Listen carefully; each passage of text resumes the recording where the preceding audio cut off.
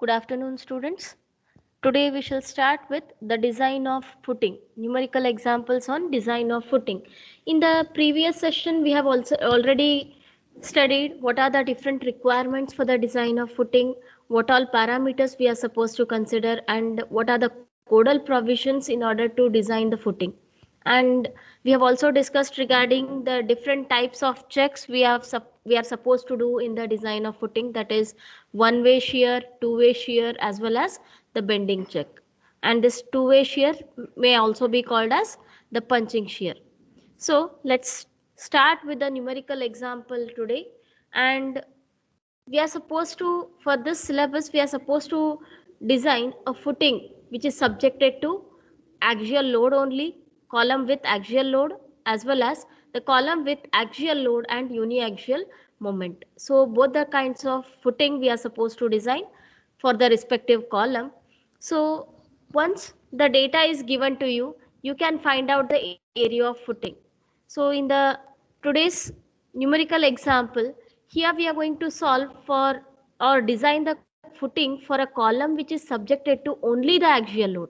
There is no moment acting on the column.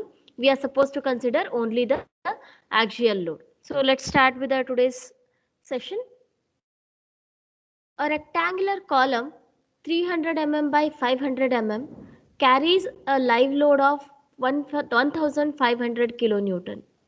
The SPC of soil is 185 kilonewton per meter square. Using M20 grade concrete and Fe415 steel, design a rectangular footing to support the column. So this is being given. The size of the column is given as 300 mm by 500 mm, and it is a rectangular column. So here they have not mentioned regarding here it is being mentioned that we are supposed to design a rectangular footing. And even if it is not being mentioned, it is a common practice that if the column is rectangular, we are going to design for the rectangular footing. And if the column is circular, then we are going to design for circular footing. So let's start with the design of rectangular footing. Here the size of column is given and the axial load acting on that particular column is given, that is 1500 kilonewton. And the SPC of soil is 185 kilonewton per meter square. And the materials used are M20 grade of concrete and Fe415 steel. So with this data, we need to proceed with the design of footing. So first and foremost, we are supposed to note down the things which are given to us. Now, once if they are given, then the next thing is to calculate the area of footing.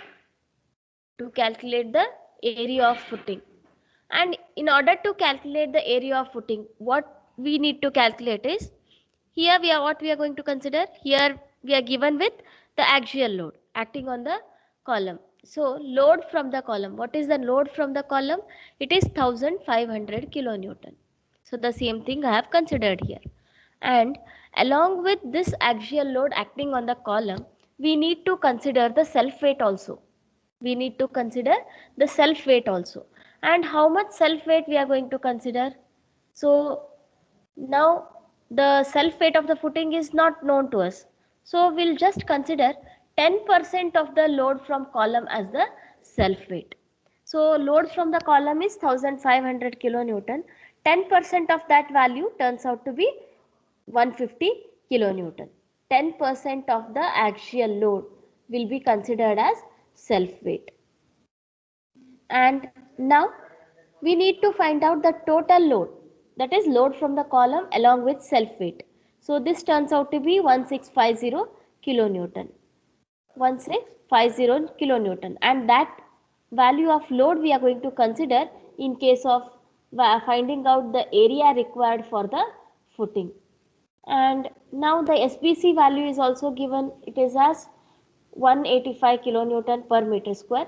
So area of footing will be nothing but the total load, that is load from the column 1500 kilonewton as well as self weight, that is 150 kilonewton. So in total it will be 1650 kilonewton. So area of footing will be 1650, that is total load divided by SVC. Total load divided by SVC. So this is equal to 8.92 meter square. This is equal to 8.92 meter square. Now we need to provide the area of footing or actual size of footing in terms of length and breadth. So if the length into breadth is 8.92 meter square, here we are supposed to find out the dimensions for a rectangular footing. If it is rectangular footing, what we'll do? We'll restrict one of the dimensions. Say if I restrict one dimension as 3.5 meter, the other dimension I can find it out. That is, we know that L by D value, I'll just show it. Here you can see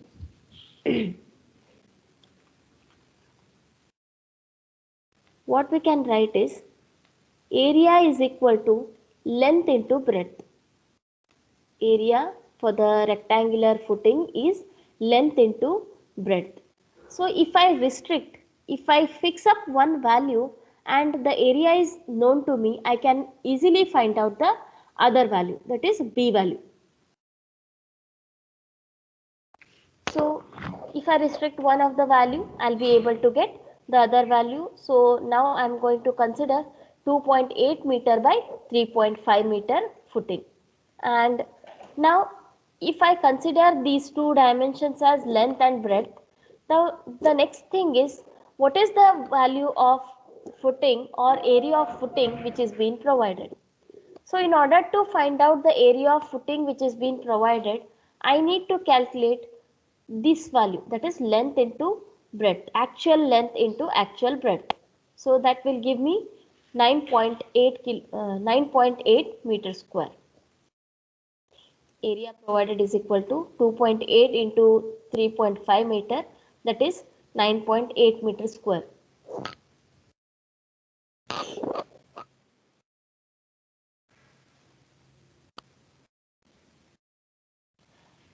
Now the next thing is we need to calculate the soil pressure. We need to calculate the soil pressure. If I take an example of the footing, rectangular footing, in the longitudinal section, whatever is visible, that drawing I am drawing here, or that section I am showing it here in the sketch. So if this is the footing, then here under the footing there will be a soil pressure. There will be soil pressure. So if there is soil, obviously it will try to lift this much portion upwards. It will try to push this portion upwards so that there will be soil upward thrust. So we need to have one more load to counteract this upward thrust. So in order to counteract that, so what should be that upward pressure? What is that amount of net upward pressure that we need to calculate? That is total load, that is 1650 kilonewton divided by area of footing divided by area of footing. So that turns out to be 168.35 kilonewton per meter square. So this is the soil pressure, net upward pressure. So if we need to calculate that in terms of Newton per mm square, that turns out to be 0.168 Newton per mm square.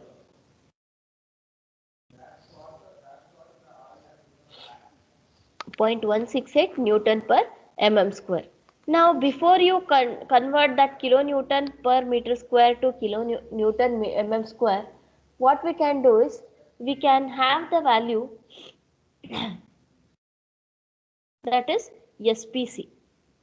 We need to check with the SPC. SPC is 185 kilonewton per meter square.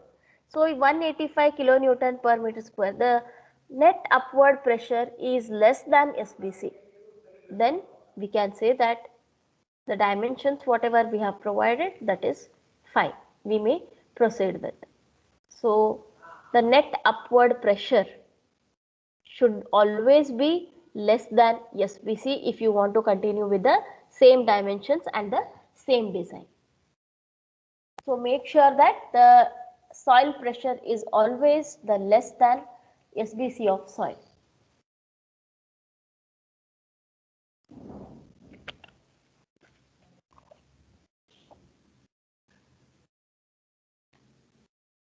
Now let's proceed with the next criteria. Here the sketch is being shown. Here this is a column of the size 300 mm by 500 mm, and here there is a footing of size 2800 mm by 3500 mm, and it is a common practice that the side which is smaller will be parallel to the footing size which is smaller. That is, smaller side is parallel to the smaller dimension of the footing, and the larger dimension of the column will be parallel to larger dimension of the footing. So this is how we need to show the initial dimension calculation in terms of footing, or in case of footing design.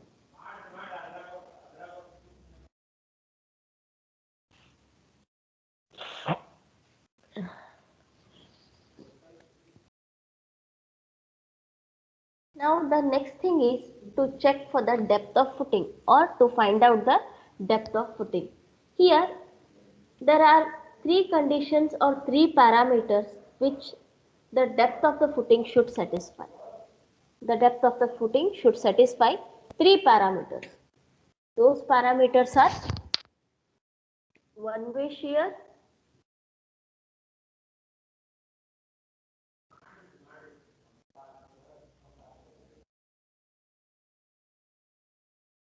one-way shear, two-way shear,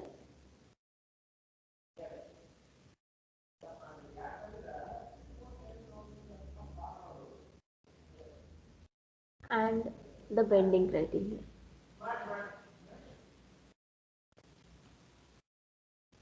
So these three parameters are to be considered in order to decide the depth of footing, that is bending, one-way, two-way shear. So using any one of the method we can find out the depth, and we can check that depth for the other two categories. Either we can use bending criteria, find out the depth, then check for one-way shear and two-way shear, or else we can find out using one-way shear the depth of footing and check it for two-way shear and bending shear or bending value. So using this criteria, we are going to proceed with the calculation of depth of footing. Here the critical section for one-way shear. Now let's consider one-way shear, and we will find out the value of depth of footing using one-way shear, and then we'll check whether the depth of footing which is being provided is safe for a two-way shear as well as bending or no. So for that what we'll do, we'll consider one-way shear first.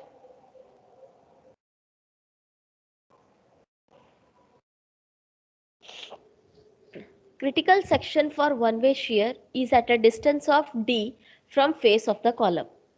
Critical section for one-way shear is at a distance D from face of the column. Here the sketch is being shown. This is the critical section, section XX. This is the critical section for the one-way shear which is at a distance of D from face of the column. From face of the column. So now let's find out the total shear force across the section XX. Total shear force across the section XX. So how to find out the total shear force? Now treat this as if it is a beam. If it was a beam,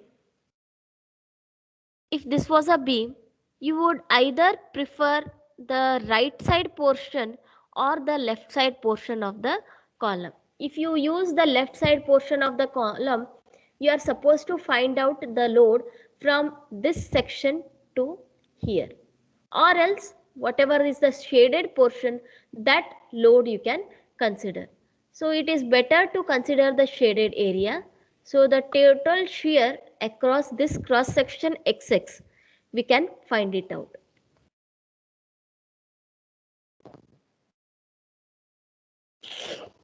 That is Q into shaded area, total shear force. Q is nothing but the net upward thrust in terms of Newton per mm square, 0.168. Now shaded area. What is the value of shaded area? The shaded area in the horizontal direction, it is 1500 minus D. 1500 minus D. And in the other direction, it is 2800. In the other direction, it is 2800.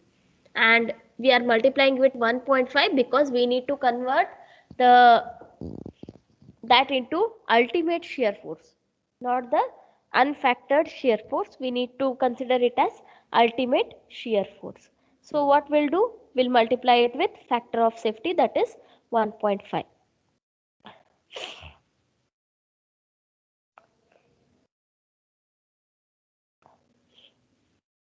Now VU is equal to 0.168 into 1500 minus D into 2800 into 1.5.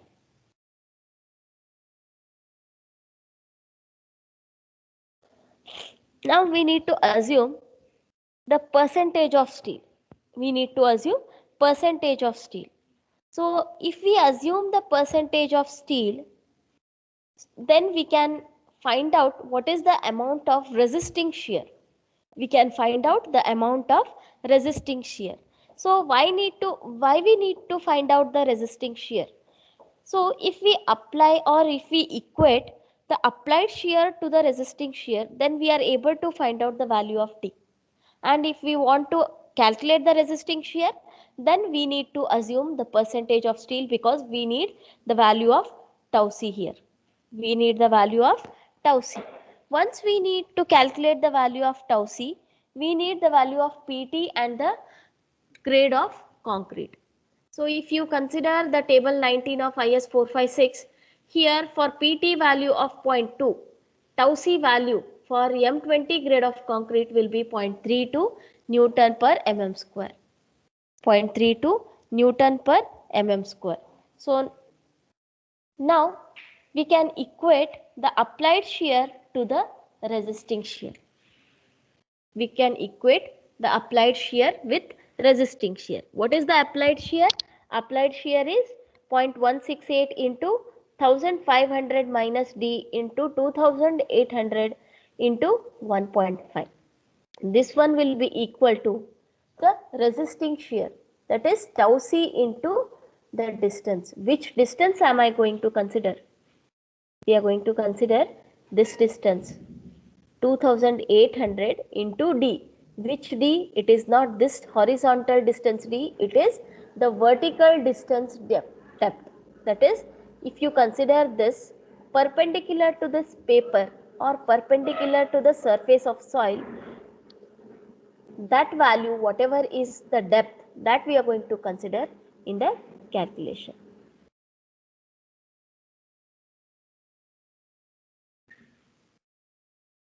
So after the substitution, we can find out the value of D, that is 660.8 mm.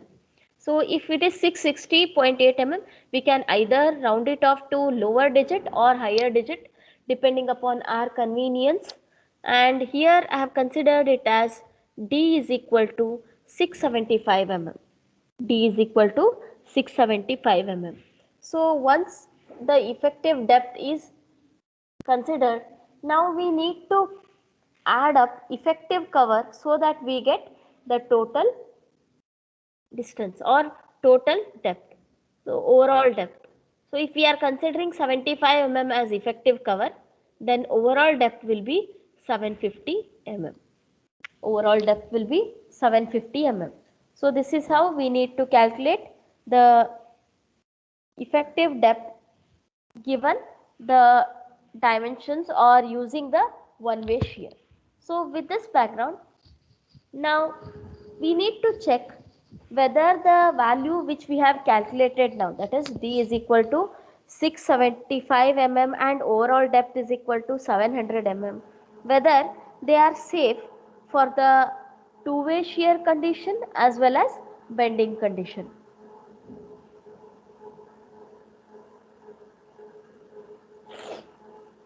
Now let's go ahead with the bending criteria. Let's go ahead with bending criteria, and this bending criteria is or bending is critical for the section at the face of column. At the face of column, the same sketch is being shown here. The section which is critical for bending is the section passing through the face of the column. Section passing through face of the column. So what we are going to do? We are going to calculate the bending moment in both the directions, as in x direction as well as y direction. So how to calculate? Now here just observe the footing.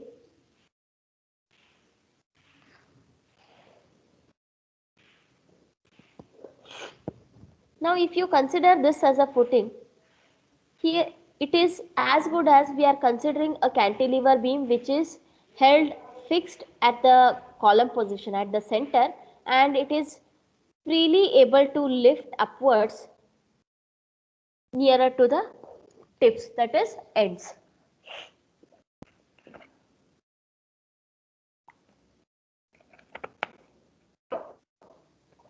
So we can consider it as a cantilever column.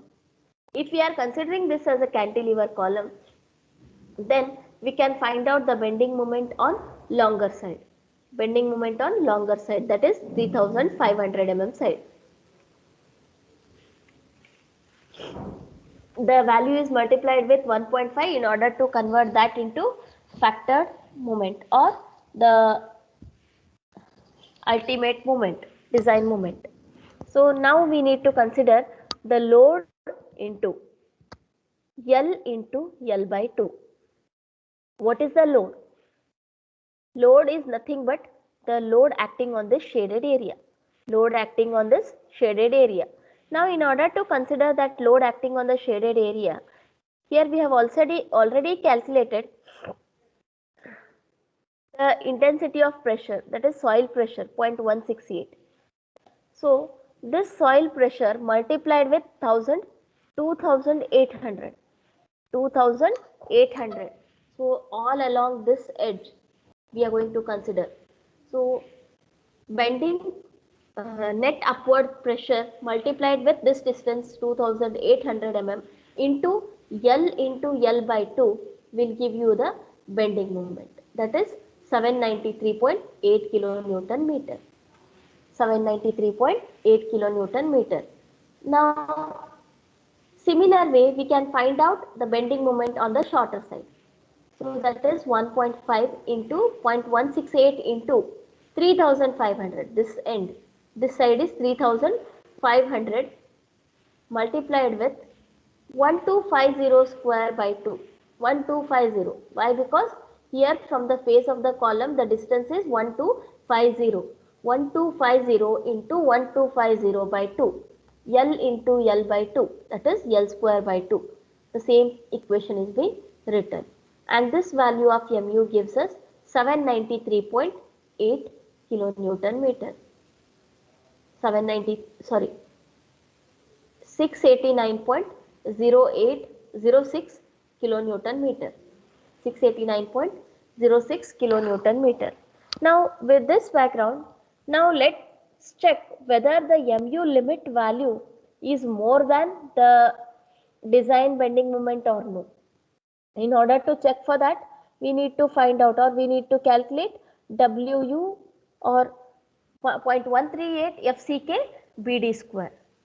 0.138 FCK BD square. In order to find out 0.138 FCK BD square, the next thing here we are substituting 0.138 FCK B into D.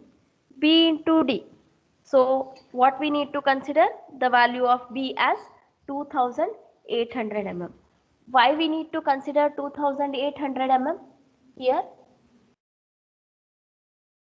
We are considering bending moment on the longer side because it is the maximum value 2800. This side, if we consider this side, we are getting the maximum bending moment. So what we'll do, we'll consider B value as 2800 into D as 675 mm square. So with this value, with this substitution, we get the value of mu limit as 3521.07 kilonewton meter. 3521.07 kilonewton meter. So this value is more than mu. This value is more than mu. Then we can say that this is okay. Always you need to remember that mu limit should be more than mu. Mu limit should be more than mu. So if mu limit is more than mu, then we can say that the depth provided is sufficient. Then we can proceed with the two-way shear.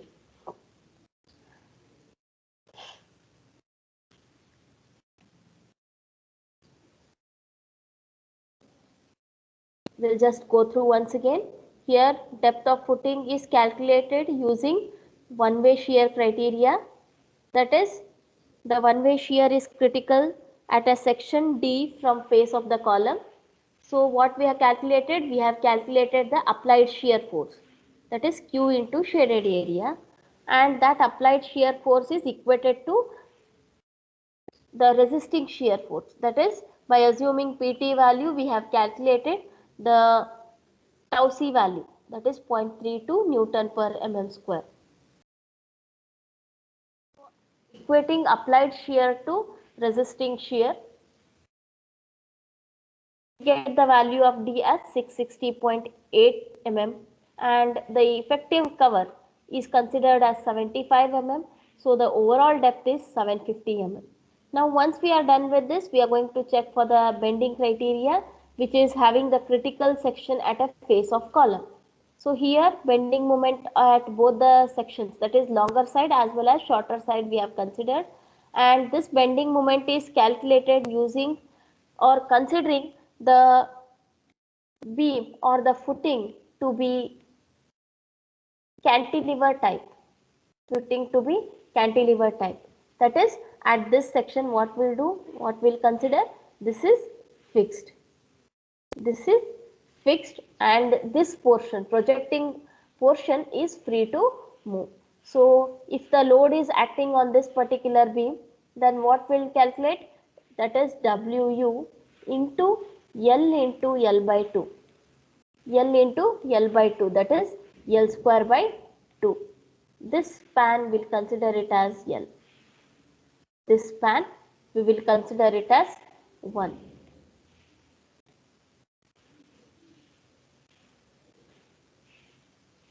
So similar way we have calculated for both shorter side as well as longer side, and then finally we'll compare it with mu limit. If we are comparing it with mu limit, always mu limit should be more than mu value, so that we can proceed with the further design, or we can say that the depth provided is sufficient, and hence we can proceed with the check for two-way shear or punching shear.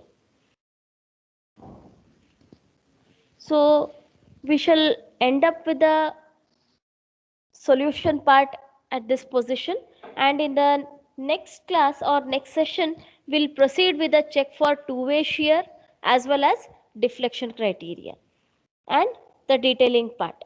So that's all for today. If there are any doubts, you may please ask.